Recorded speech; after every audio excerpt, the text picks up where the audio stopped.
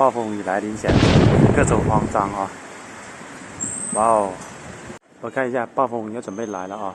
看一下楼下摆地摊啊，他是怎么去应对这个暴风雨来临了？之前也看到很多场景很仓促，反正各种动作很搞笑哦，非常急促，但是也看出了这个地摊背后的一个辛酸啊。赚钱赚多赚少，但是也要吃苦啊，能耐劳，能感受得了这些风吹日晒啊，雨淋的。暴雨来了吧？你看一下他们是怎么搞的啊！哇，开始收！我之前就这样子经历过来了啊。我们看一下，暴风雨来临前，各种慌张啊！哇哦，收！哎，这个是最淡定的这个，因为它这个小皮卡，它直接不用收啊。你看这边的话就得收了，这个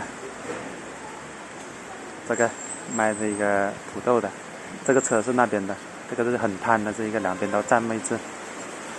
哦，我们看一下大暴雨，摆地摊就这个下场啊，没办法，能吃苦能耐劳。人家说每碗饭都有每碗饭的难处哦，我们摆地摊也是一样。你说你放开摆地摊，个个去摆地摊，不太可能的，不是所有人愿意吃苦了啊。对的。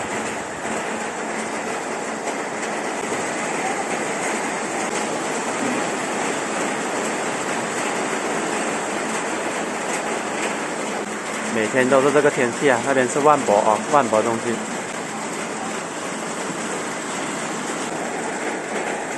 这个是拿着货架卖什么？卖包子吗？暴风骤雨啊！